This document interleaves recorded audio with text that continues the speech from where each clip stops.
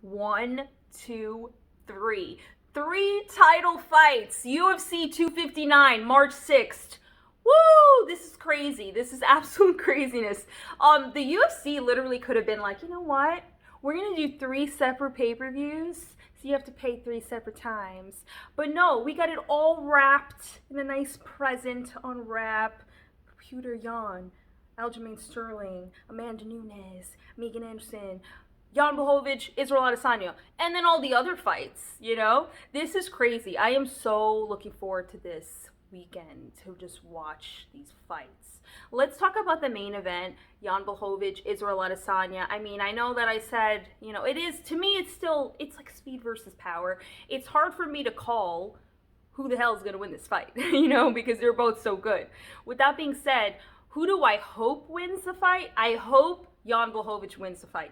You know why? Because this guy, this is his first title defense and it's versus another champion.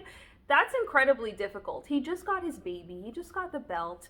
Let the guy win, you know? Like, because the thing is like, Israel has a belt to go home to. If he loses this fight, he still has a belt to go home to. He can still fight John Jones. He can still fight all these other guys, you know. But if Yan Blachowicz loses the belt, he's going to lose a lot of momentum. A lot of momentum. And we all saw, you know, what he did to Dominic Reyes, as he likes to say. And I love his accent. I'm not making fun of him at all. I love his accent. But it's just fun. It's just fun the way he speaks, you know. It's just like, I have my baby now. And, you know, he does all of these these things that are crazy. And I just feel like, you know, with the ice that he does, like he plunges his body in like ice water. You know, and I've done like cryotherapy and stuff. And like, you know, that stuff takes a lot of strength to do, you know, and I think he's gonna pull it off. I think he's gonna pull it off. It's gonna suck for Israel. The thing too is Israel's going up in weight, right? And I know he's fought, you know, in his boxing matches, you know, he's manipulated that. He's done different weight classes and stuff. But I just think Yan Blachowicz, this is his weight class, this is his belt, this is his territory. He's going to have a lot of pressure on him. You know, it's his first title defense. He has his new baby. I mean, it's just like, it's so much all at once for the guy. And I think it's such a challenging first title defense. I hope he can do it. Let me know in the comments how you think he's going to win. The thing is if he connects, we all know who's going to win. If Yan Blachowicz connects, I don't understand how Israel's going to be able to handle that, you know? He hits like a truck. We all saw what he did to Dominic Reyes's ribs, right? It was like craziness. That's the thing. Israel might be able to get out of the way. You know, I don't think Israel's gonna hurt Yan Blachowicz, but then again, if he does, that would be outstanding for him. He's gonna have so much bragging rights if he can KO Yan Blachowicz. Can you imagine? Can you imagine? Okay, moving on to the next fight: Amanda Nunes versus Megan Anderson. This division is crickets. There's not like, unless you bring like Danielle Wolf into the mix, which, you know, I would love to see Danielle Wolf. If you don't know who she is, Google her. She's amazing. She was in the Contender Series. So marketable, so talented. Love the girl. And I would love to see her in this division. If Megan Anderson wins and she beats Amanda, oh my gosh. I would be shocked. Most of us would be shocked. But I feel like that would kind of be exciting, you know, because I know, like, people were like, why do you want to see Amanda lose? I want to see Amanda lose because I'm sick of seeing her winning. I don't know how else to say it. I want to see, like, some new blood in there, you know? Listen, I like Amanda. She's great. This is her first fight back, you know, having this child. She has this added motivation. I mean, we all know what having a baby does. I mean, I don't have a baby, but when you see these MMA people, they have a baby, all of a sudden, they're different, you know, they have this added motivation. It's like what happened with Cowboy, you know, so the thing is though, Amanda, she's probably gonna like come out there and try to rip Megan Anderson's heart out of her chest. I mean, because she's gonna be like a mama bear, you know, like, give me that bonus money. You know, I'm a mother now, you know, I have another mouth to feed, you know, sort of thing. But that's the thing, like, Amanda, she kind of always says the same thing, you know, it's going to be a battle, and it's still, I will show, it's like, she's so cute. I also love her accent too, but there's not much to say. She kind of proves it in the octagon. She doesn't even have to talk, we kind of see it. She shows it to us in the octagon, what she's made of. But Megan Anderson, she's really tall, that's the thing. Megan Anderson, she has the best tattoos in the game. I know I wanted to say that, but she has the best tattoos in the game. And I don't even like tattoos. I don't really have tattoos. I don't have any tattoos, and I don't really like tattoos, but they look really good on her. And she's really pretty also, but also she's really talented too.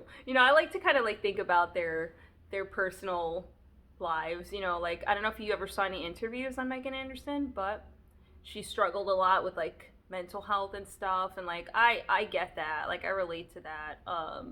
And I'd like to see her win this fight. Why not? Like, we all saw what happened with Holly Holm versus Ronda. If she could do this and defeat Amanda, can you imagine how shocking that would be? That would be shocking. And that's the thing, Amanda, she would get an immediate rematch, 100%. I mean, I don't see why not. Because the division 145, that division was like made for Cyborg, right? And then what Amanda did to Cyborg was crazy. And then what she did to, she destroys all these girls, right? But the 145, I mean, like, I don't know. There's not a lot of girls. There's really not a lot of girls. And even if Holly Holm gets back into that division and some of these other girls, I mean, there's not a lot going on. I would like to see like atom weights 105. Let me know in the comments if you think that would be good, because if we could see these smaller girls, I think that'd be fun, because I want to see more female divisions. There's not a lot of female divisions, in comparison to the male divisions, right? So if we eliminate 145, at least do 105. That way we have something to replace it. I was thinking about what happened with Joanna Jacek versus Rose, and how Joanna got an immediate rematch, right? If Megan Anderson wins, of course Amanda's gonna have an immediate rematch. Like, there's no doubt about it. And then who knows, maybe she'll win the immediate rematch. But I don't know. I'm going to have to pick Amanda winning this fight. It's hard because I do like to see the underdogs win, and I do like to see like that movement and that excitement, like when there's constantly changing like of champions. Like, one of the favorite times in MMA for me, at least, was when the belt was just moving from Ronda to Holly to Misha to Amanda. Like, that to me was so fun. People can disagree, like, why do you want that? But I don't know, I thought I liked it. I thought that was fun. So yeah, if Megan can win, that would be crazy. So let's talk about Petr Yan versus Aljamain Sterling. Aljamain Sterling is so fun. I mean, he's like a rapper. Honestly, he's like a rapper. Just like gold chain and stuff. And then Yan, he's a pretty intense, very very serious guy. He means business. He's like that song, let's get down to business. He's like always like that's it. Like, I just do it. I have to get this done. Motivated, like hungry, determined. He looks so strict with himself. What he did to Uriah Faber, what he did to Jose Aldo. That stoppage was like late. Jose Aldo took a lot of damage. So yeah, I don't know. I think that's the thing, man. That's a hard fight to call, because what Aljamain Sterling did to Sandhagen, I mean, that was so impressive. The way that he did that, and the person that he did it to. And he's very unpredictable. I don't know. I'm going to say Yan stays the champ, but like I said, I'm not really confident in that. Let me know in the comments what you think in regards to these 3 huge title fights. Insane. I mean, we're going to have so much to talk about after this weekend, because a lot of it is up in the air. That's the thing I love about MMA. It's so unpredictable. What happened with Rose and Joanna, right? That was a shock. I literally had my jaw dropped on the floor. Thug Rose.